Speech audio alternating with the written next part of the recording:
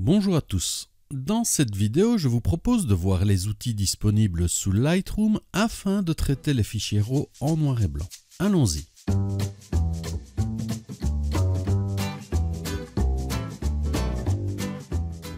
Premièrement, je vous conseille de regarder la vidéo d'introduction au noir et blanc numérique sur ma chaîne. Deuxièmement, je ne parlerai ici que du traitement noir et blanc à partir de fichiers RAW provenant d'un capteur couleur, et ceci pour les raisons évoquées dans la vidéo d'introduction au noir et blanc. Et enfin, troisièmement, ne vous attendez pas ici à trouver une recette toute faite pour traiter vos noirs et blancs. Cela est impossible pour les raisons suivantes. En noir et blanc, tout est question de créativité et d'interprétation, contrairement à la couleur où l'on recherche souvent le réalisme. En noir et blanc, les choix de traitement sont nombreux suivant le résultat que l'on souhaite obtenir. Vous allez donc trouver dans cette vidéo non pas une recette, mais les outils disponibles sous Lightroom vous permettant de traiter au mieux vos noirs et blancs. Une fois ces outils maîtrisés, vous pourrez laisser libre cours à votre créativité. Maintenant que cela est dit, observons ce fichier RAW et commençons par voir les nombreuses options que propose Lightroom pour le traiter en noir et blanc. La première étape consiste à convertir notre image couleur en noir et blanc, même si certaines personnes préfèrent commencer à traiter leur image en couleur avant de les convertir plus tard en noir et blanc, chose que je ne préconise pas pour des raisons que nous verrons plus tard. Pour convertir votre image en noir et blanc, il y a plusieurs façons de faire. La première consiste simplement à cliquer sur noir et blanc disponible dans le panneau réglage de base. Lorsque vous cliquez, remarquez que Lightroom passe le profil de votre image en Adobe Monochrome.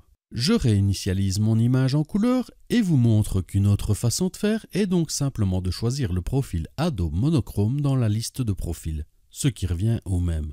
Attardons-nous un peu sur les profils que j'ai expliqués dans une vidéo récente et si l'on se souvient bien, je vous mentionnais qu'utiliser ceci constituait une base de départ pour le traitement d'une image. Eh bien, Adobe nous propose plusieurs profils noirs et blancs. J'ouvre donc mon explorateur de profils et je peux ainsi passer en revue les différents profils noirs et blancs disponibles afin de vérifier si l'un d'entre eux constitue une bonne base de départ pour l'image que je souhaite traiter. Une autre façon de faire est d'utiliser un paramètre prédéfini noir et blanc. J'ouvre ma liste de paramètres prédéfinis et par défaut Lightroom me propose quelques options pour le noir et blanc. Lorsque vous choisissez un tel paramètre prédéfini, vous pouvez constater qu'il s'agit simplement d'un profil d'image noir et blanc auquel viennent s'ajouter des paramètres de développement. Notez que vous pouvez bien sûr aussi combiner profil et paramètres prédéfinis. Vous choisissez d'abord un profil de départ et ensuite vous lui appliquez des paramètres prédéfinis existants ou que vous avez créés vous-même. Faites juste attention que les paramètres prédéfinis que vous choisissez ne remplacent pas le profil. Une autre façon de faire est de passer tous les curseurs saturation du panneau TSL à -100. Nous verrons l'intérêt de ceci plus tard. Et enfin, vous pouvez aussi désaturer votre image en passant le curseur saturation à -100 dans le panneau réglage de base. Je ne parlerai toutefois pas de cette solution qui présente peu d'intérêt car elle ne permet pas de travailler avec le panneau TSL dont nous verrons l'importance plus tard. Les profils et paramètres prédéfinis donnent une base de départ qui peut accélérer votre traitement. Mais pour bien comprendre tous les processus qui entrent en jeu, je vais ici partir de cette image et simplement cliquer sur noir et blanc. Comme je vous l'ai dit au début, certaines personnes développent d'abord en couleur et puis font une conversion noir et blanc en cliquant sur ce bouton. Je pense pour ma part qu'il s'agit là d'un mauvais choix. En effet, comme déjà dit en introduction, on ne traite pas une image noir et blanc comme on traite une image couleur. Pour vous en convaincre, voici un traitement basique que j'ai effectué pour cette image. Regardez maintenant ce qui se passe si je passe cette image en couleur. Comme vous pouvez le constater, les couleurs sont bien peu naturelles. Voici un autre exemple. D'abord le traitement noir et blanc, et puis la conversion en couleur. Ici c'est encore plus flagrant, les couleurs sont vraiment criardes. Alors qu'en noir et blanc, l'image n'est pas du tout choquante. Tout ceci pour dire que si j'avais traité mon image en couleur avant de la convertir en noir et blanc, jamais je n'aurais effectué de tels réglages. Il en découle la première chose à retenir lorsque vous traitez du noir et blanc. Vous pouvez pousser les réglages beaucoup plus loin qu'en couleur sans que cela ne soit nuisible. Voyons à présent comment traiter un noir et blanc sous Lightroom ainsi que les subtilités liées au traitement. Même si la façon de traiter un noir et blanc change suivant l'aspect que l'on veut donner à notre image, l'idéal est d'avoir une base de travail pour chaque image, ce que l'on nomme un workflow. Supposons que vous avez déjà effectué les opérations de correction d'objectif, de perspective et de recadrage. La première étape du développement consiste alors en général à procéder au réglage de base à l'aide des curseurs exposition, contraste, haute lumière, ombre, blanc et noir. Ces curseurs vont modifier les tonalités de l'image et agissent donc plus ou moins l'un sur l'autre. En conséquence, il n'est donc pas rare de commencer par en régler un ou l'autre et de devoir revenir dessus par la suite. Lorsque vous effectuez vos réglages, ayez toujours un œil sur l'histogramme qui, je le rappelle, est une représentation du pourcentage de pixels présents pour chaque plage tonale constituant l'image. Pour cette image, je vais commencer par régler l'exposition à mon goût. En agissant sur ce curseur, vous rendez l'ensemble de l'image plus clair ou plus sombre. Toutes les tonalités sont modifiées. Observez l'histogramme lorsque je joue sur le curseur exposition. On note que les tonalités les plus impactées se trouvent au milieu. En clair, l'impact du curseur exposition est plus fort sur les tons moyens par rapport aux tons foncés clairs. Ensuite, je vais décider de récupérer les hautes lumières et les ombres. Observez l'histogramme et voyez que pour les hautes lumières, les tonalités sont étirées vers la gauche. Cela a pour effet de ramener des détails dans cette zone. Pour les ombres, les tonalités sombres sont poussées vers la droite et les détails reviennent. Attention toutefois que dans ce sens, on introduit du bruit dans l'image. En général, on considère qu'une bonne image présente un histogramme qui s'étale sur l'ensemble des tonalités. Attention, ceci n'est pas une règle absolue, tout dépend de l'image. Pour étaler un histogramme, on peut facilement faire en sorte qu'il touche les bords à l'aide des curseurs blancs et noirs, en étant vers les clairs et ou les sombres. C'est ce que l'on appelle définir le point blanc et le point noir. Observez l'impact sur l'histogramme suivant que j'agis sur le curseur blanc ou le curseur noir. Un autre curseur qui a un gros impact sur les tonalités est celui de contraste. Observez l'histogramme et voyez ce qui se passe lorsque je joue avec ce curseur. L'histogramme s'allonge ou se rétracte. En d'autres termes, soit j'éclaircis les clairs et assombris les sombres, ce qui augmente le contraste total, soit je fais l'inverse et diminue le contraste. Un autre outil pour le contraste est la clarté. Ici, vous renforcez le contraste des divers éléments présents dans l'image. Cela fait ressortir les contours et donc les détails. Correction du voile permet aussi d'agir fortement sur les tonalités. Soyez donc parcimonieux. Voilà en gros ce que l'on peut déjà faire et obtenir avec ces quelques curseurs. Voyez le résultat avant-après. Notre image est déjà bien plus attrayante. Commencez donc par vous entraîner avec ces réglages de base. Allons maintenant un peu plus loin. Pour modifier les tonalités, il existe un autre outil que l'on peut utiliser à la place ou en complément des curseurs que nous venons de voir. Je parle bien entendu de la courbe des tonalités. Pour une compréhension totale de cet outil, regardez la vidéo dédiée à celle-ci. Pour mieux comprendre les possibilités offertes par la courbe, je vais d'abord réinitialiser mon image et la repasser en noir et blanc. Ici, je ne vais utiliser que la courbe RVB. En effet, si j'agis sur une seule des couches, j'introduis de la couleur dans mon noir et blanc et je ne souhaite pas faire cela dans mon cas. On peut étaler l'histogramme en jouant sur la courbe comme ceci. C'est similaire à définir le point blanc et le point noir. On peut utiliser les courbes en S disponibles, à savoir contraste moyen ou contraste fort. Cela renforce le contraste en assombrissant les ombres et en éclaircissant les hautes lumières. On peut aussi choisir de n'affecter principalement que les tonalités sombres à l'aide d'une courbe comme celle-ci qui assombrit, ou encore comme celle-ci qui éclaircit. Ou au contraire, privilégier de travailler sur les hautes lumières avec des courbes comme celle-ci. Pour mieux comprendre l'impact sur les tonalités, je vais placer la courbe et l'histogramme sur le côté de l'image et superposer la courbe sur ce dernier. La ligne droite représente l'histogramme de départ et les courbes que je crée montrent les tonalités affectées. Si la courbe monte, toutes les tonalités présentes sous celle-ci sont augmentées. Elles se déplacent vers la droite et sont donc éclaircies. Si l'on descend la courbe, c'est l'inverse qui se produit. Je réinitialise la courbe et vous montre un autre outil utile pour jouer entre deux contrastes, l'outil de ciblage. Celui-ci vous permet de modifier la courbe en ciblant les contrastes à modifier directement sur l'image. Vous les modifiez en cliquant glissant vers le bas pour assombrir et vers le haut pour éclaircir. Cela modifie la courbe en conséquence. Comme vous le voyez, vous pouvez faire énormément avec les courbes, tout comme avec les réglages de base que nous avons vus précédemment. La différence majeure est que la courbe permet d'agir précisément sur des zones tonales particulières. Suivant vos images, utilisez donc soit les réglages de base, soit la courbe, soit une combinaison des deux. Prenons cette autre image et voyons à présent une autre particularité des fichiers RAW couleurs convertis en noir et blanc. Rappelons-nous d'abord qu'un fichier RAW ne contient pas de couleurs. Il contient des informations d'intensité lumineuse permettant d'interpréter les couleurs. Ces informations sont visibles sous Photoshop sous forme de couches RVB. Je vous montre ici respectivement l'intensité lumineuse pour les rouges, pour les verts et pour les bleus. Je reviens sur ma couche rouge et comme vous le voyez pour cette couche, l'animal est entièrement blanc. C'est normal, cela signifie que l'intensité des rouges est très élevée pour l'animal.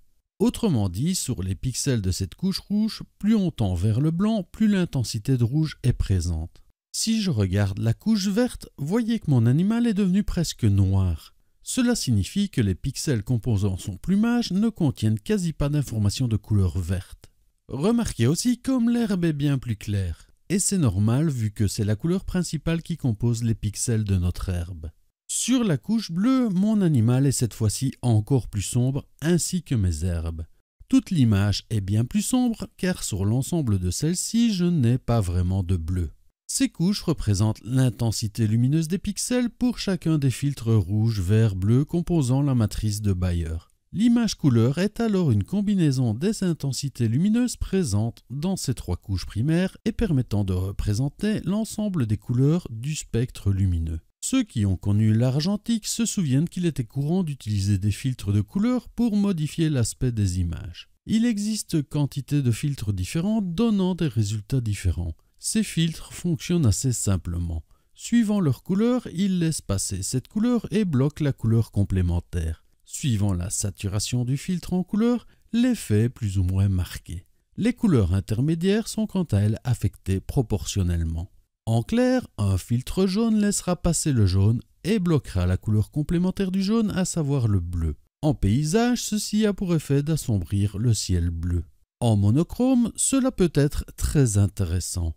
On préfère souvent un ciel sombre qu'un ciel tout blanc. En argentique, il est très important de comprendre tous les effets des différents filtres et ceci demande de l'expérience et peut être fastidieux.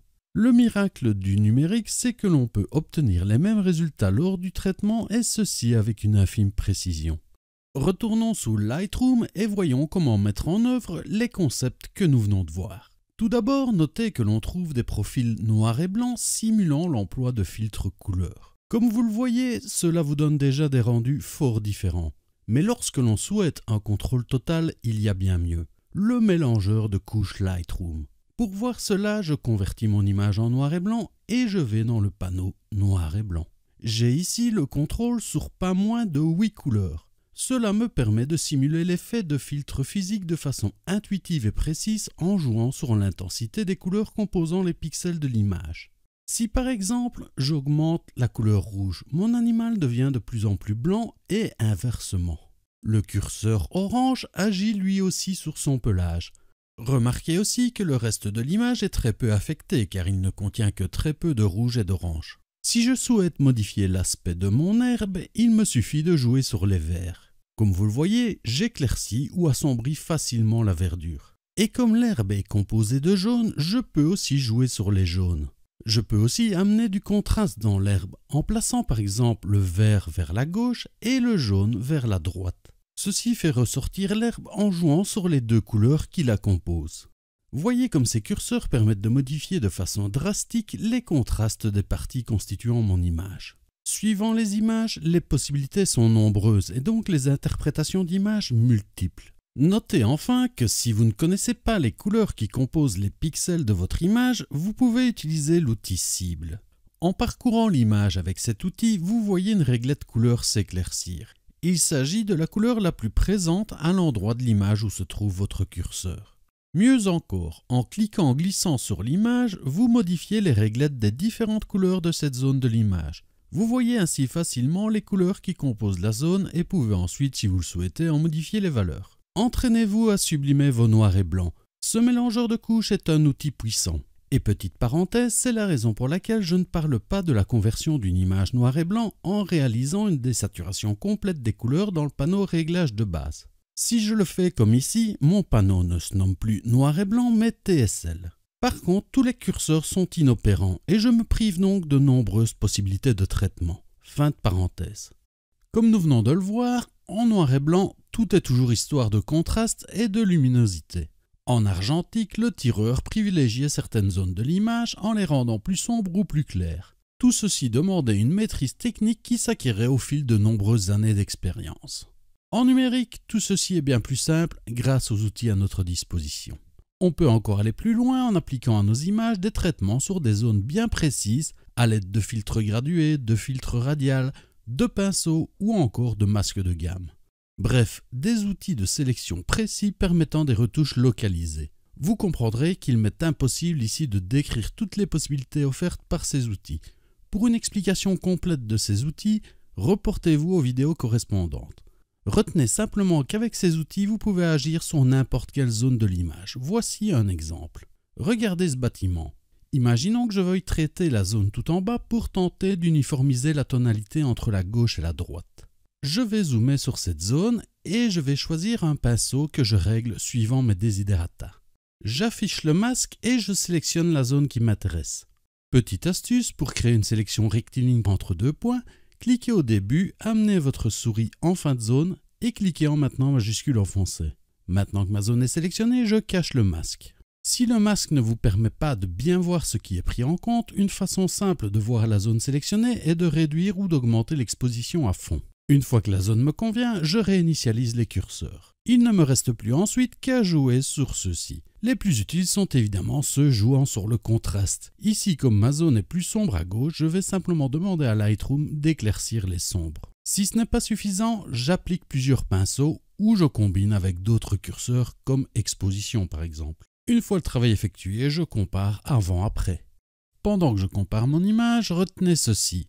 Vous pouvez réduire une sélection à un ensemble de tonalités via l'outil masque de gamme. Bref, les possibilités sont quasi infinies. Exercez-vous à sélectionner ce qui vous convient à l'aide de tous les outils de sélection. Exercez-vous ensuite avec les divers curseurs présents et observez les effets de ceux-ci sur vos sélections. Soyez toutefois attentif à ceci. Lors de vos traitements, observez toujours attentivement les zones de transition où les contrastes sont les plus forts. Si vous agissez trop sur les curseurs, vous risquez de voir apparaître des halos disgracieux et cela, il faut l'éviter. Tous les outils que nous venons de voir constituent le workflow général du travail en monochrome. Il y a encore cependant quelques particularités dont je souhaite vous parler sans entrer dans les détails. La vidéo déjà longue deviendrait indigeste. Comme je vous le disais au début, pour convertir une image couleur en noir et blanc, certains préfèrent passer par une désaturation des curseurs présents dans TSL. Vous passez tous les curseurs à -100 en saturation. Si vous préférez cette méthode, pensez à créer un paramètre prédéfini, ce sera bien plus rapide. Le curseur luminance vous permet d'agir sur les couleurs un peu à la manière de ce que nous avons vu avec l'autre méthode. La grande différence réside dans le fait que les curseurs vibrance et saturation du panneau réglage de basse sont actifs. Ceci peut être utile pour travailler plus précisément sur les contrastes, à vous de voir. Autre fait intéressant, en noir et blanc, on peut modifier la balance des blancs. En redistribuant les tonalités de cette sorte, il se peut que l'on trouve quelque chose de sympathique. Vous pouvez aussi modifier l'interprétation des couleurs lors du dématrissage via le panneau étalonnage que j'ai couvert dans une autre vidéo. Vous pouvez introduire du grain dans vos images, choisir la taille, la cassure afin de reproduire l'effet des films argentiques. Vous pouvez aussi utiliser le panneau virage partiel afin de teinter vos images pour simuler par exemple les rendus sépia. Je verrai ce panneau qui s'accommode très bien aux photos de noir et blanc dans une future vidéo. Et si tout cela ne suffit pas, vous pouvez utiliser des plugins spécialisés noir et blanc qui peuvent vous simplifier la tâche, et ou encore utiliser Photoshop. Merci d'avoir suivi ce long tutoriel qui, comme vous l'aurez remarqué, aurait même pu être beaucoup plus long étant donné la multitude de façons d'interpréter un noir et blanc. À bientôt dans la prochaine vidéo.